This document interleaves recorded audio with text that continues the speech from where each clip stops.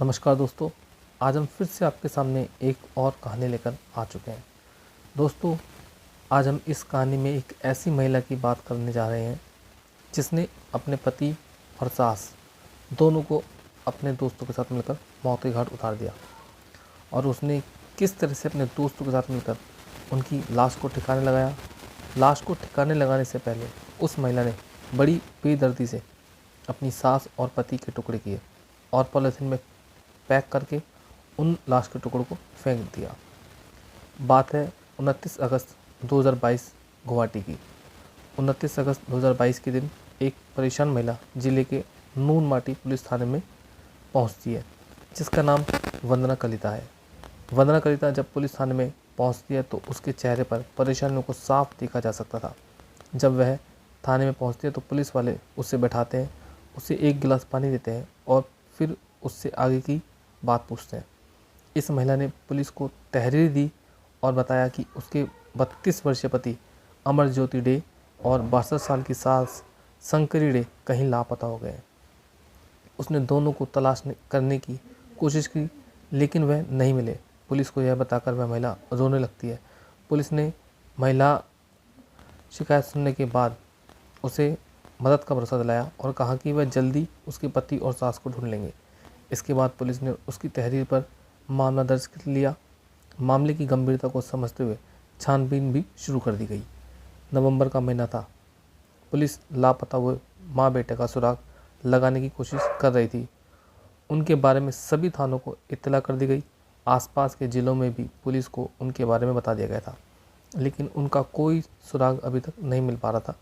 फिर भी पुलिस अपना काम कर रही थी। नवंबर का महीना आ गया था, तलाश जारी थी। इसी दौरान एक शख्स नूनमाटी पुलिस थाने में पहुंचता है।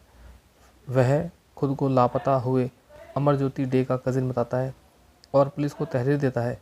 तहरीर में उसने अमरज्योति डे और उसकी मां शंकरी डे के लापता होने की शिकायत के साथ साथ अमरज्योति की पत्नी वंदना पर भी शक जाहिर किया था। साथ ही उसने बताया कि कुछ दिन पहले उनकी लापता आंटी के बैंक के खाते से कुछ पैसे निकाले गए थे। अमरज्योति के कजिन की शिकायत ने इस मामले को एक नया मोड़ दे दिया। कजिन की शिकायत से पहले पुलिस इस केस में हर तरह से हाथ पैर मार चुकी थी। पुलिस को समझ नहीं आ रहा था कि इस पहली का हाथ कहाँ है और पैर कहाँ है, लेकिन अब केस की जांच का केंद्र बदल गया था और शक वंदना के ऊपर आ चुका था। अब पुलिस के पास एक ही मामले की 2 शिकायत थी, लेकिन दोनों ही शिकायतों में एक फ़र्क था। वो ये कि नई शिकायत में पहली शिकायत दर्ज करने वाली वंदना कलिता पर शक जाहिर किया गया था। अब पुलिस भी अलग अलग एंगल से मामले की छानबीन करने लगी। साल बदल चुका था। 2022 की बदली अब 2023 भी लग चुका था। इसी दौरान 14 फरवरी 2023 को वंदना कलिता एक बार फिर थाने में पहुंचती है और वहां अपने पति और सास के बारे में पूछताछ करती है। पुलिस ने उसे जांच जारी होने की बात कहकर वहां से रवाना कर दिया। हालांकि पुलिस अब उस पर भी नज़र बनाए रखी थी और उसका नंबर भी सर्विलेंस पर डाल दिया गया था। पुलिस वालों ने अपने 2-4 आदमी उसके पीछे भी लगा दिए थे। पुलिस लगातार उसकी लोकेशन ट्रेस कर रही थी। इसी दौरान पुलिस को उसकी गतिविधियों पर शक होता है। पुलिस को कुछ जानकारियां मिलती है, जिनके आधार पर पुलिस ने फरवरी 2023 में वंदना को और उसके एक साथी को उसके साथ गुवाहाटी में गिरफ्तार कर लिया। अब बारी थी तीसरे किरदार की। पुलिस को पता लगता है कि तीसरा किरदार तिनसुकिया ज़िले में है। फिर पुलिस उसे भी तिनसुकिया ज़िले से दबिश देकर गिरफ्तार कर लेती है। वंदना के दोनों दोस्त धनती डेका, जिसकी उम्र 32 साल है और यह टैक्सी ड्राइवर है, वहीं अरूप डेका जो कि 27 साल का है और एक सब्जी बेचने वाला है। पुलिस ने तीनों से फिर सख्ती से पूछताछ की। सख्ती से पूछताछ करने पर एक खूनी साजिश निकल कर सामने आती है, जिसे सुनकर सब हैरान थे। पुलिस वालों के पैरों से ज़मीन खिसक चुकी थी। पुलिस को छानबीन के दौरान पता चला कि करीब 12 साल पहले वंदना और अमरज्योति ने अपने परिवार की मर्जी के खिलाफ जाकर शादी की थी। हालांकि बाद में अमरज्योति की मां शंकरी डे और बहू इस शादी दोनों को ही स्वीकार कर लेती है। यही नहीं, शंकरी अपनी बहू की रुपये पैसे से भी मदद करती थी। लेकिन कुछ दिन बाद अमरज्योति और वंदना के बीच झगड़ा होने लगता है। अक्सर दोनों किसी न किसी बात पर झगड़ने लगते। घर में विवाद और झगड़े की वजह से वंदना काफ़ी परेशान होने लग गई थी। इसी वजह से उसने नौकरी करने की सोची और एक जिम में नौकरी करने लग जाती है। जिम में वह फिटनेस ट्रेनर के तौर पर काम करने लगी थी। शुरुआत में उसकी जो सास थी शंकरी, वह भी उसके साथ थी। उसने उसका साथ दिया था इस काम में। वह उसे काम करने के लिए प्रोत्साहन भी देती थी। लेकिन जब कुछ ज़्यादा झगड़े होने लगे थे तो ये सब ज़्यादा दिन तक नहीं चला और जो शंकरी थी वो अचानक से बदल जाती है और वह अपनी बहू को सपोर्ट करने के बजाय पीछे हट जाती है। यहीं से वंदना और उसकी सास के बीच के जो रिश्ते थे वो ख़राब होने लगे थे। उन रिश्तों में खटास आ जाती है। रिश्ते में खटास की वजह से अब वंदना काफ़ी परेशान होने लगी थी। वंदना ने अब इस परेशानी को जड़ से ख़त्म करने का ठान लिया और उसके मन में अब कुछ खतरनाक चलने लगा था। वह अपने सास और पति को रास्ते से हटाने का मन बना चुकी थी। उसके दिल और दिमाग में बस यही चल रहा था कि कैसे उन दोनों को रास्ते से हटाया जाए और उसे इस बात का एहसास भी था कि यह काम अकेले करना मुमकिन नहीं है। वंदना ने अपने दोस्तों को अपनी सारी कहानी सुनाई और उन्हें भी अपने इस खौफनाक प्लान में शामिल कर लिया। वंदना अब एक सही मौके की तलाश करने लगी। समय था 26 जुलाई 2022, चांदमारी, गुवाहाटी। वंदना जिस दिन का इंतज़ार बेसब्री से कर रही थी वह दिन अब आ चुका था। उस दिन दोपहर का वक्त था। अमरज्योति किसी काम से बाहर गया हुआ था। घर में शंकरी और उसकी बहू वंदना अकेली थी। शंकरी को जरा भी अंदाज़ा नहीं था कि अगले कुछ पलों में उसके साथ क्या घटित होने वाला है। वह अपने कमरे में आराम कर रही थी, तभी वंदना वहां पहुंच जाती है और बेड पर चढ़ जाती है। इससे पहले कि उसकी सास शंकरी कुछ समझ पाती, वंदना ने उसके मुंह और नाक पर तकिया रख दिया।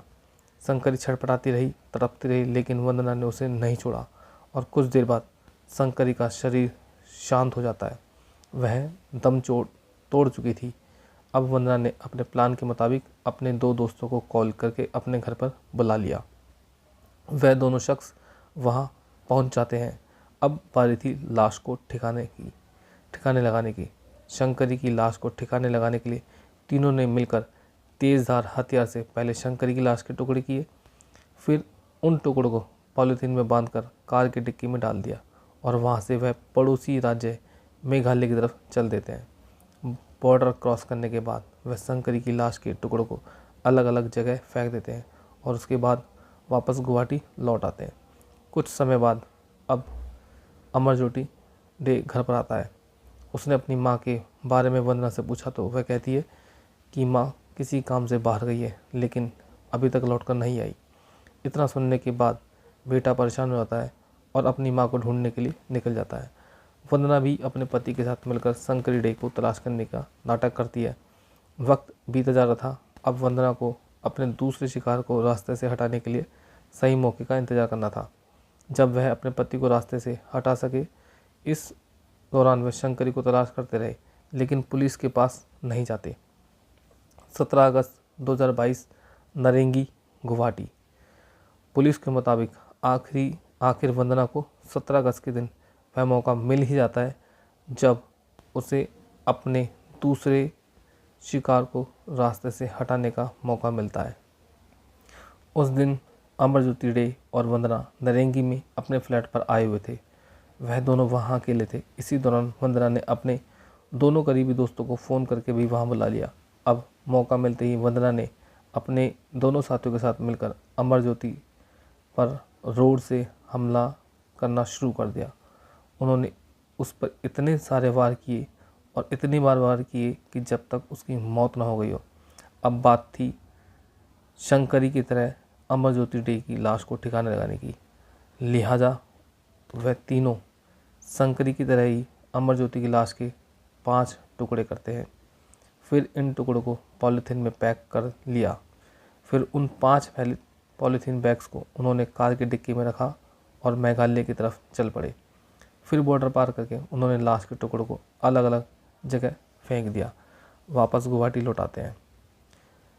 मेघालय से बरामद हुए लाश के टुकड़े पकड़े जाने के बाद वंदना कलिता ने पूछताछ के दौरान पुलिस के सामने दावा करते हुए बताया कि उसका पति नशा करता था।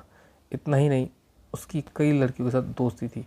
इन सब की वजह से ही उन दोनों के बीच में आए दिन झगड़ होते थे, ऐसा वंदना कहती है। गुवाहाटी पुलिस तीनों आरोपियों को पड़ोसी राज्य के उन ठिकानों पर ले जाती है जहां उन्होंने शंकरी डे और अमरज्योति की लाश के टुकड़ों को फेंका था। इस काम के लिए मेघालय पुलिस की भी मदद ली जाती है।